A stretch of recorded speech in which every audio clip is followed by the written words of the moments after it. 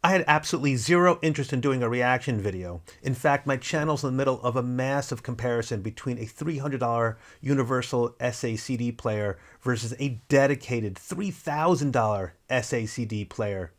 But when I heard that Cheap Audio Man was going to turn my favorite low-budget speakers, the Pioneer BS22s, into speakers that sound as good as $500 or $1,000 top-of-the-line speakers, I was hooked.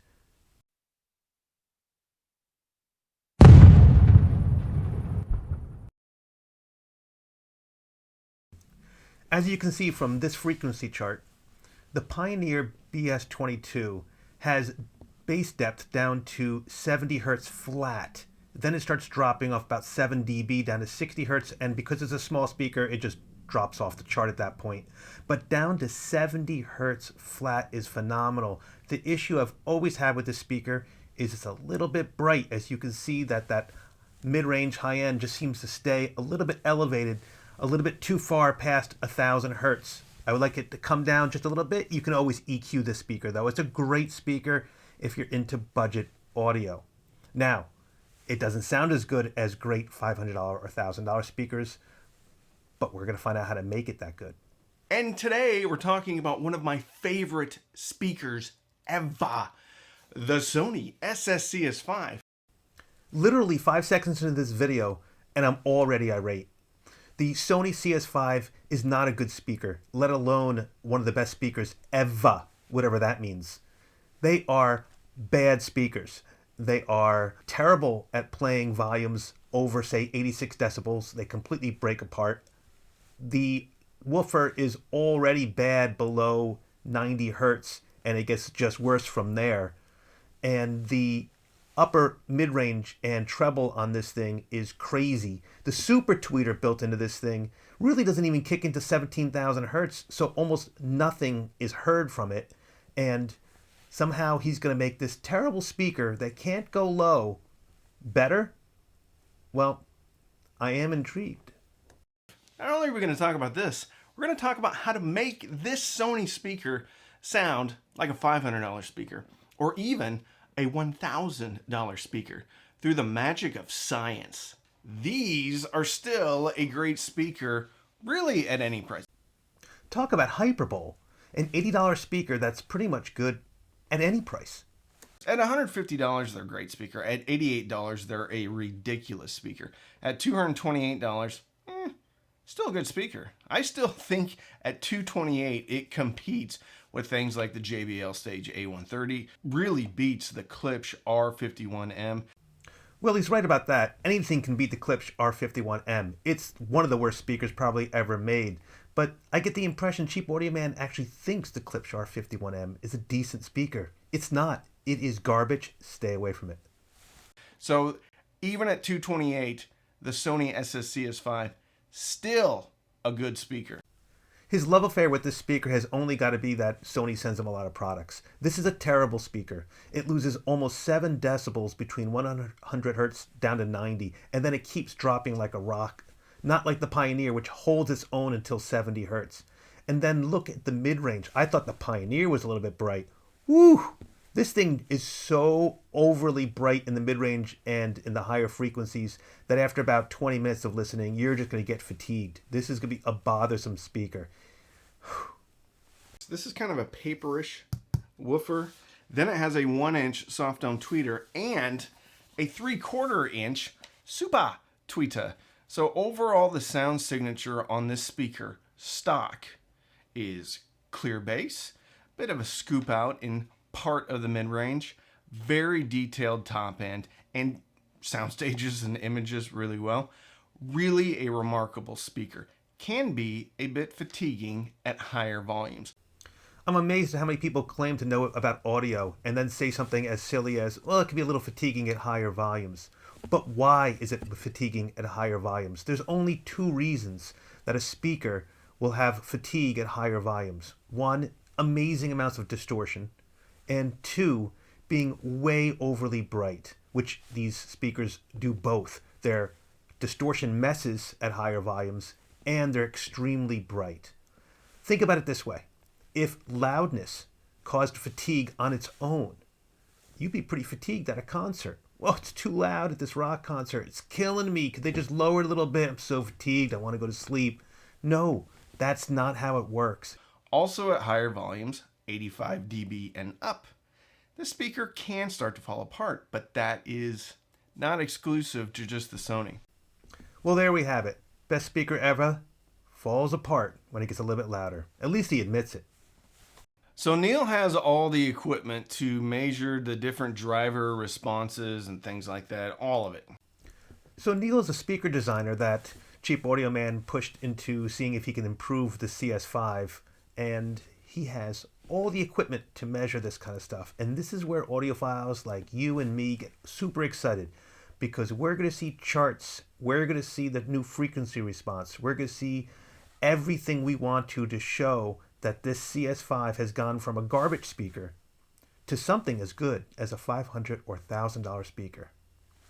Neil really used second order crossovers in this design to get these things where they need to be. And I think the results are spectacular. He's only charging $20 for the plans. If you want to go the full Monty and change out the entirety of the crossover, the parts are around $180. But I think we have to quit equating quality with price.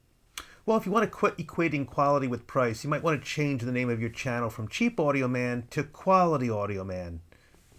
You can take the performance from this $80 speaker, move it way up to where it beats $500 and sometimes even $1,000 speakers. The biggest improvement here is in the bass extension and bass clarity. No crossover mod can make your bass extension better. The driver can only go as far as it can, and we can see this bass driver just literally falls apart. There's nothing a crossover can do to mitigate that situation. Cheap Audio Man might be confusing the fact that maybe the bass was boosted a bit in the range where the CS5 can handle bass, like around 120, 150 hertz. And it's definitely true that a good crossover can make a nice smoother response between the bass driver and the mid-range driver, but it cannot make the bass extension better. You cannot get lower than what the driver can do without actually replacing the driver. But also in reducing the amount of smearing between the bass and the mid-range. Everything got more separated. Everything got cleaner. The soundstage improved. Everything sounded bigger. And again, this thing doesn't sound bad to begin with. I think the modded Sony is better than the ELAC debut reference as far as bass goes. I think the bass on this competes with the Wharfedale Linton, which is a $1,500 speaker. So this has gotten really funny. He starts off the whole video talking about how an $80 speaker can sound as good as a $500 speaker. Now, he does detail in his video that between the instructions and the crossover parts, you're going to pay about $200 for this. But the problem is that these speakers only on super sales can be had for $80. Normally the price is about $150 for the pair. So you add $200 and now you're at $350. That's normal price. If you paid full retail price, you're at $429. Now, anyone knows that a good pair of $500 speakers is going to get discounted about 20 to 30%. So now you're paying between $350 and $429 for the mod, and a good pair of $500 speakers can usually be had for about $400. But now we got to look at these Wharfedale Lintons. These are very good speakers, and this chart shows you how amazing they are. For the bass to compare to the Wharfedale Lintons, somehow a crossover, which can't do this, would have to extend the CS5's bass down to 50 hertz. This is not possible from a crossover. This is not possible that the bass from this CS5 could in any way whatsoever compete with the Wharfedale Linton. You may laugh at me, but I would just recommend trying it yourself. I don't even know where to start with this. First of all, I'm not going to try this myself. I'm not going to pour $400 into a pair of crappy speakers. And I'm not saying anything against the speaker designer Neil. He probably did a great job fixing these crossovers. But there is No way I'm spending $400 to see if I can possibly compete with a $500 pair of speakers, which should be discounted down to $400 at any time. Even at the full retail price, which I don't recommend buying the Sonys at the full retail price. Then, on top of that, he's now telling you that the best speakers ever aren't worth full retail price. What the hell is this guy all about? This mod changes the overall characteristics of the Sony, but it never eliminates the magic that is the stock Sony CS5. It just fixes things. Maybe brings down the treble a little bit, but I think you can talk to Neil, and there are some resistor values that you can play around with if you want to bring that treble up a little bit more. Okay, stop right there.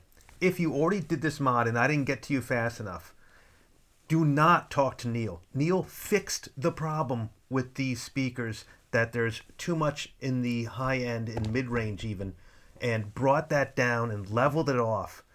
I don't know what he's talking about talking to Neil to fix the treble and try to bring it up a bit. Do not do that. Neil solved the problem, and you're better off. Here's my recommendation. Go out to Amazon and pick up 2 Atom T5Vs. Total cost about $480. Now, it's a $500 pair of speakers, but I've just saved you a ton of money over these Sonys and the Sony Mod, because the Sonys and the Sony Mod are still passive speakers. The Atoms, and take a look at these amazing frequency responses and its amazing ability to play at extremely loud volume, which that crossover fix will not solve for the Sony. And then say to yourself, is it worth the extra $20? Actually, it's worth a lot more than a few extra bucks, because the Atoms are powered speakers. You don't need to buy an amp. So that $200, $300, $400 you were thinking of spending on a stereo amp, not needed. The Atoms are self-powered. So I've just saved you a ton of money, given you an amazing set of speakers at under $500. In conclusion, Cheap Audio Man is the classic problem of penny wise, pound foolish. He saves money by buying the ultra cheap speakers he can find, and then tries to add money into them to make them as good as $500 speakers. The problem is that by the time you add the money into it, you can probably get those $500 speakers discounted without doing any extra work for about $350, $400 anyway.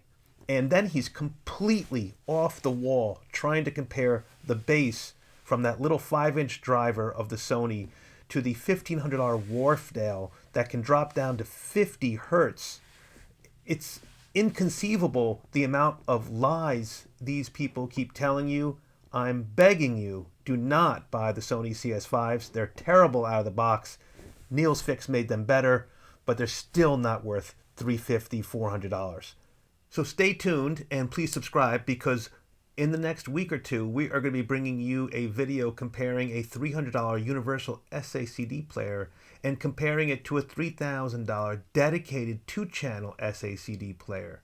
Stay tuned, and we'll see you soon.